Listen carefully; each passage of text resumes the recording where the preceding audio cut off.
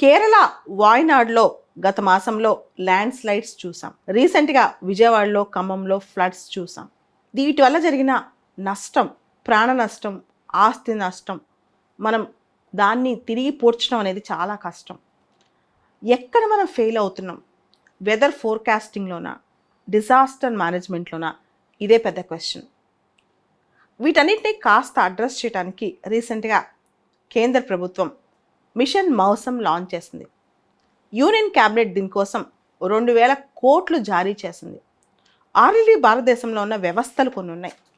India meteorological department, national centre for medium range weather forecasting, Indian institute of tropical meteorology, ఈ వ్యవస్థలు అన్నీ ఉన్నాయి కదా.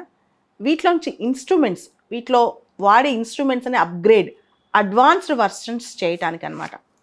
ఎటువంటివి అంటే next generation radars, wind profilers, weather radars, అదేవిధంగా super computers and advanced sensors ఉన్న శాటిలైట్స్, ఇవన్నీ వాడి ప్రాపర్గా వెదర్ ఫోర్కాస్టింగ్ చేయటం కోసం. ఇది మినిస్ట్రీ ఆఫ్ ఎర్త్ సైన్సెస్ కిందకు వస్తుంది. మినిస్ట్రీ ఆఫ్ ఎర్త్ సైన్సెస్ వాళ్ళు దీనికి నోడల్ ఏజెన్సీగా వ్యవహరిస్తారనమాట. 2012లో మాన్సూన్ మిషన్ అని ఇలాంటి మిషన్ చేసాం.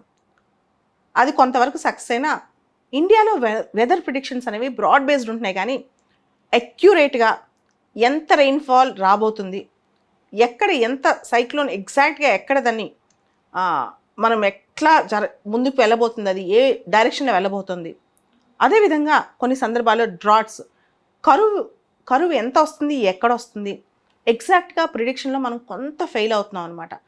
కొన్ని సందర్భాల్లో డ్రాట్స్, ఫ్లడ్స్ కలిసి రావటం, వీటన్నిటిని మనం సరిగ్గా మేనేజ్ చేయలేకపోవటం.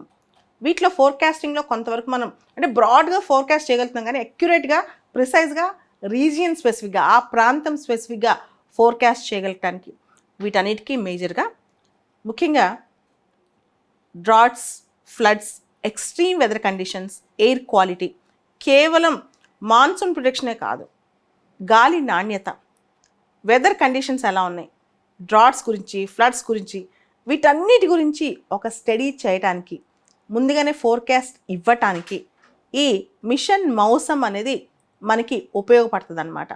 ఈ మిషన్ మౌసంకి సంబంధించి కొన్ని ఇక్కడ అంశాలు మనం గమనిస్తే, దీనిలో అడ్వాన్స్డ్ సెన్సర్స్ వాడతారు, అడ్వాన్స్డ్ కంప్యూటింగ్ టెక్నాలజీ వాడతారు, శాటిలైట్, అడ్వాన్స్డ్ సెన్సర్ శాటిలైట్స్లో వాడి కొంత ఇన్ఫర్మేషన్ బయట తీసుకొస్తారు.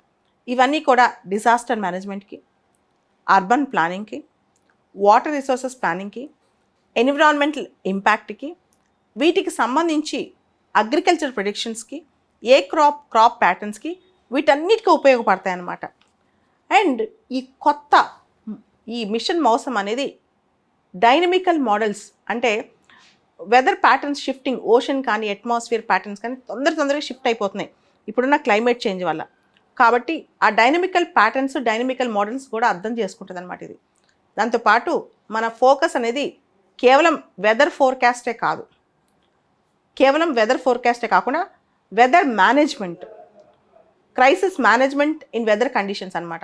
ఉదాహరణకి వర్షాలు అసలు పడట్లేదు, క్లౌడ్ సీడింగ్ ఎలా చేయాలి, దానికి సంబంధించి ఎక్కడ ఎగ్జాక్ట్గా ఎంత రెయిన్ రావాలి, అదేవిధంగా ఇక్కడ పిడుగుపాట్లు, లైట్నింగ్ స్ట్రైక్స్, ఎన్సీఆర్బీ డేటా ప్రకారం పిడుగుపాటు పడి భారతదేశంలో చాలామంది చనిపోతుంటారు. ఆ ఎలక్ట్రికల్ పాత్వే అనేది మనం ట్వీక్ చేయొచ్చు, ముందే మనం ప్రిడిక్ట్ చేస్తే జనాన్ని కూడా కాపాడవచ్చు. ఇట్లా వీటన్నిటి కోసం మౌసం మిషన్ లేదా మిషన్ మౌసం అనేది లాంచ్ చేసాం. దీనిలో హై టెక్నాలజీ వాడతారు, ఏఐ వాడతారు, ఆర్టిఫిషియల్ ఇంటెలిజెన్స్ వాడతారు, సూపర్ కంప్యూటింగ్ టెక్నాలజీ వాడతారు, సైబర్ ఫిజికల్ సిస్టమ్స్ వాడి కంప్లీట్గా ఫిజికల్ వరల్డ్కి, సైబర్ వరల్డ్కి కనెక్ట్ పెట్టి అన్ని ప్రిడిక్షన్స్ చేస్తారు. రకరకాల పర్ముటేషన్స్, కాంబినేషన్ ద్వారా ఎక్యురేట్గా వెదర్ ప్రిడిక్షన్స్ చేస్తారనమాట. So high quality weather forecast, high quality weather prediction, beyond that ఈ రెండింటికి మించి వెదర్ మేనేజ్మెంట్, భవిష్యత్తులో వచ్చే కెలామిటీస్ని ఎలా మేనేజ్ చేయాలనే దాని మీద కూడా వీళ్ళు ప్రిడిక్ట్ చేస్తారు. అందుకనే ఈ మిషన్ మౌసం అనేది మనకు చాలా ఇంపార్టెంట్.